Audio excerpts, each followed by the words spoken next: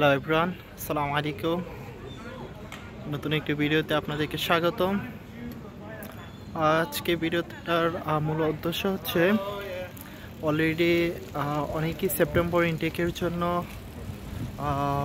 Passport জমা দিয়ে দিয়েছেন। আশা করি যে আপনাদের ভিসা হয়ে যাবে। অনেকের এবার ভিসা হয়ে গেছে। তো আপনাদের মেন কনসার্ন থেকে এই সময়টাই কীভাবে আপনারা একটা অ্যাকোমোডেশন ম্যানেজ করবেন অথবা একটা সিট ম্যানেজ করবেন। আজকের এই ভিডিওটার মাধ্যমে আমি আপনাদেরকে একটু গাইডলাইন দেওয়ার চেষ্টা করবো কীভাবে আপনারা এটা ম্যানেজ করবেন। খুব একটা কঠিন না। আপনারা আসার আগে নিজের একটু খোঁজখবর নিয়ে নিজের এই বাসা দেখে চলে আসতে পারবেন। কোন এরিয়াগুলোতে আসলে আপনাদের জন্য ভালো হবে এবং কোন এরিয়াগুলোতে আপনারা আসবেন না, আমার এই ভিডিওটাতে এই জিনিসটা নিয়ে আলোচনা করব। আশা করি আপনারা ভিডিওটা এনজয় করবেন।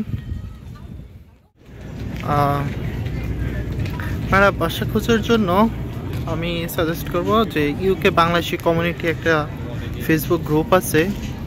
আপনারা যদি ওই গ্রুপটার মধ্যে যদি অ্যাড হন তাহলে ইজিতে আপনারা একটা বাসা ম্যানেজ করে নিতে পারবেন। কারণ এই গ্রুপটাতে প্রত্যেক দিন অনেকে পোস্ট করে যে সিট অ্যাভেলেবেল আছে, আপনারা ওইখান থেকে খোঁজ করে দেখে নিতে পারবেন। অথবা আপনি যদি একটা পোস্ট করেন যে হ্যাঁ একটা সিট আমার লাগবে, এই মাস থেকে লাগবে বা এত তারিখ থেকে লাগবে, তাহলেও আপনি আশা করি যে ইজিলি আপনি এটা ম্যানেজ করে নিতে পারবেন। তবে এখানে কথা হচ্ছে যে আপনারা দেশ থেকে আসার আগে একটা জিনিস অবশ্যই জানতে হবে, আপনি কোন এরিয়াতে আসবেন আর কোন এরিয়াতে আসবেন না। এটা যদি জেনে আসেন তাহলে আমার মনে হয় যে আপনাদের জন্য ভালো হবে।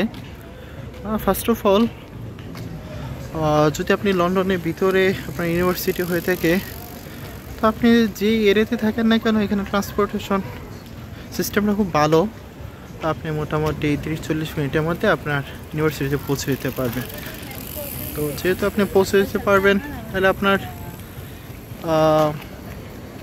এমন সব এরিয়াতে থাকা উচিত আমি মনে করি যেখানে আপনি একটু সস্তাতে থাকতে পারবেন। লাইক আপনি যদি Whitechapel, Bethnal green, lime house, Shadwell এই এরিয়াগুলোতে থাকেন তাহলে দেখা যাচ্ছে যে আপনার বাসা ভাড়া সিট প্রতি প্রায় 400 থেকে 450। আপনি যে এক রুমে 2 জন থাকেন তাহলে ডেফিনেটলি আপনার 450 থেকে 500 টাকা লাগবে যে আপনি হোয়াটসঅ্যাপেল এরিয়াতে থাকেন। কিন্তু অ্যাট দ্য সেম টাইম আপনি যে একটু দূরে থাকেন লাইক আপটন পার্ক, ইলফোর্ড, ব্যাকটন ওই এরিয়াগুলোতে যদি আপনি থাকেন তাহলে দেখা যাচ্ছে যে আপনি 350-র মধ্যে থাকতে পারবেন। তো আমি আপনাদেরকে সাজেস্ট করব যে আপনারা আসার আগে ওই এরিয়াগুলোতেই বাসা খুঁজবেন।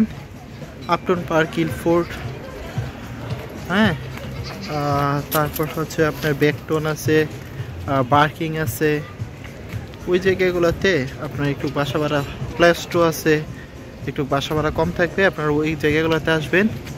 এবং আরেকটা জিনিস আপনাদের জানা দরকার, আপনি ধরেন আপনার ভিসা হয়ে গেছে, আপনি মাসের যদি শুরুতে আসেন তাহলে তো ঠিক আছে। আর আপনি যদি ধরেন 10 তারিখ আসছেন, 15 তারিখ আসবেন বা 20 তারিখ আসবেন, তাহলে আপনি যার থেকে বাসা ভাড়া নেন না কেন ওনার সাথে কথা বলে নেবেন যে মান্থলি তো এত টাকা, তো আমি তো এই তারিখ থেকে উঠবো, আমি কত টাকা দিব। দেখেন এখানে কিন্তু মাসের মাঝখানে ভাড়া খুব একটা হয় না।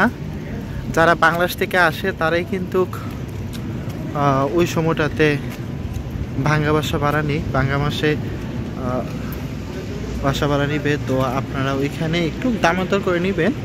যে বলবেন যে ভাই আমি তো এত তারিখ থেকে উঠবো, আমি 200 পাউন্ড দিব অথবা 150 পাউন্ড দিব, 250 পাউন্ড দিব, এভাবে একটু কথা বলে নেবেন। এটা নিলে ভালো।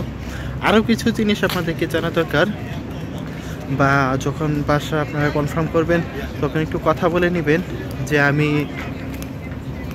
বাসাতে কি কি করতে পারবো বা কি কি করতে পারবো না। কারণ এখানে অনেকটা রুলস রেগুলেশন আছে। আর তাছাড়া দেখা যায় বাঙালি বাসাওয়ালার একটু বেশি ঝামেলা করে। এখানে ব্যাপারটা হচ্ছে একজনের বাসা ভাড়া নেই, তো নিয়ে দেখা যাচ্ছে কি ও লুকটুক উঠাবে এখানে ওয়ান কাইন্ড অফ বিজনেস করে আর কি। তো আপনি যখন করবেন তখন একটু কথাবার্তা বলে নেবেন আর কি। আর লাইক কি কাজ আপনি করতে পারবেন না করতে পারবেন ওই জিনিসগুলো জানবেন। যেমন অনেকেই দেখা যাবে যে আপনাকে রান্নার ব্যাপারে একটু করবে যে হ্যাঁ এখন রান্না করতে পারবো না, তখন রান্না করতে পারবো না, তো আপনাকে জিজ্ঞাসা করে নেবেন। দেখা যাচ্ছে আপনি কাজ থেকে আসবেন রাতে আপনি কাজ করতে এসে রান্না করতে পারবেন কি না। বা আপনি ওই যে অনেক জায়গায় দেখবেন আপনি গোসল করা নিয়ে ঝামেলা করে যে হ্যাঁ তুমি গোসল করতে পারবে না বা পানি কম ইউজ করবা, এই সেই জ্ঞানানি। তো আমার মনে হয় সবগুলো আপনারা আসার আগেই যদি একটু কিশোরে হয়ে আসেন যে আমি কি করতে পারবো না বা কি আছে রুলস রেগুলেশন আছে, যদি আপনারা জেনে আসেন তাহলে আমার মনে হয় এটা বেটার হয়। বাসা ভাড়া নেওয়ার সময় আরও একটা জিনিস যেটা আসবে সেটা হচ্ছে কি ডিপোজিটের কথা বলতে পারে। তো আপনি দেশ থেকে যদি কথা বলেন, ওরা যদি আপনাকে বলে যে হ্যাঁ 1 মান্থের ডিপোজিট দিতে হবে, তো আপনি বলবেন যে হ্যাঁ ভাই আচ্ছা ঠিক আছে, আমি তো দেশ থেকে আসতেছি, এখানে আসার পর তারপর আমি ডিপোজিট দিব, কারণ আমি আসলে থাকবো কিনা বা বাসাটা আমার পছন্দ হবে কিনা আমি তো এটা শিওর না। তো আমি ফার্স্টে আসার পর যদি আমার পছন্দ হয় তাহলে আমি 1 মান্থের ডিপোজিট দিব। আসলে ওই যে ডিপোজিটটা দিতে হয় কারণে ধরেন আপনি হুট করে একদিন এই বাসা ছেড়ে চলে গেলেন, আপনি মালিককে জানালেন না, তাহলে উনি তো একটা আসলে বাসার যে রাখে তো একটা বিপদে পড়ে যাবে না যে নেক্সট মান্থে এটা বাড়া দিতে পারবে কিনা। তো ওই সিকিউরিটির জন্য আর কি আপনি দেখা যাচ্ছে কি একটা ডিপোজিট দেওয়া লাগে এখানে। তো ওইটা যদি আপনাকে চাই তাহলে আপনি বলবেন যে হ্যাঁ আমি আসার পর এখানে স্টে করার পর তখন আমি আসলে এটা কনফার্ম করব যে আমি ডিপোজিট দিয়ে আসলে থাকবো কিনা বা ডিপোজিট দিব কিনা।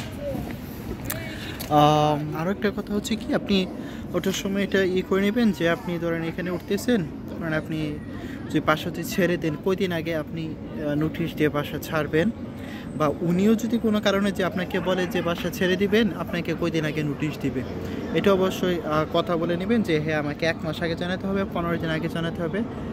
নর্মালি 1 মাস আগে জানানোর আগে আপনিও যদি বাসা ছেড়ে দিবেন 1 মাস আগে জানিয়ে দিবেন। উনিও যদি আপনাকে বাসা ছাড়ার জন্য বলে অ্যাটলিস্ট 1 মান্থ আগে আপনাকে জানিয়ে দিতে হবে যে হ্যাঁ আপনি আগামী মাসে কী করবেন বাসা ছেড়ে দিবেন। ব্যাপারটা এরকমই হয়ে থাকে। তো আপনি আসলে সব কথাবার্তা বলে তারপর আসবেন। আরেকটা জিনিস হচ্ছে কি আপনি এখানে আসার আগে ধরেন আপনি বাসা কনফার্ম করছেন হ্যাঁ আমি এত তারিখ থেকে উঠবো, উনি তো যদি আপনার কাছে টাকা চায় আপনি বলবেন হ্যাঁ আমি এসে টাকা দিব। আপনি দেশ থেকে কিন্তু আবার টাকা লেনদেন করেন না, তাহলে কিন্তু আপনি দেখা যাচ্ছে কি হতে পারে স্ক্যাম হতে পারেন। কারণ এখানে আসবেন উঠার পরে আপনি ওনাকে টাকা দিয়ে দিবেন, এটা হচ্ছে কি বেস্ট অপশন। আর আপনার যদি কোনো ভাই ব্রাদার থাকে তাহলে তো হইলেই যে আপনি কোনো একটা বাসার সাথে কথা বললে ওরা যে বাসাটা দেখতে পারলো, অথবা আপনি ছবি পাঠাইলে ওরা আপনাকে ছবি টবি দিয়ে দিবে, বাসা মালিকই আপনাকে ছবি দিয়ে দিবে। কিন্তু অবশ্য বাসা আপনি ছবি দেখে নেবেন বা ভিডিও দেখে নেবেন কনফার্ম করার আগে। তারপর যদি আপনাদের কারো যদি বাসা নিয়ে যদি কোনো সমস্যা থাকে, আমি এখানে আমার পেজটা অ্যাড করে দিব, পেজের মধ্যে মেসেজ করবেন। এর আগে হোয়াটসঅ্যাপ নাম্বার দিয়েছিলাম, আসলে অনেকেই হোয়াটসঅ্যাপে অযথাই মেসেজ দেয়, তো যার কারণে আমি হোয়াটসঅ্যাপ পার্সোনাল নাম্বারে দিতে যাচ্ছি না। আর আপনাদেরকেও যদি সহযোগিতা লাগে বাসা খোঁজার ব্যাপারে আমাকে পেজে নক করবেন, আমি আপনাদেরকে সর্বোচ্চ সহযোগিতা করার চেষ্টা করব। এবং যে গ্রুপটার মাধ্যমে আপনারা বাসা খুঁজে পাবেন ওই গ্রুপটাও আমি এখানে দিয়ে দিব। ঠিক আছে বন্ধুরা, আল্লাহ হাফেজ।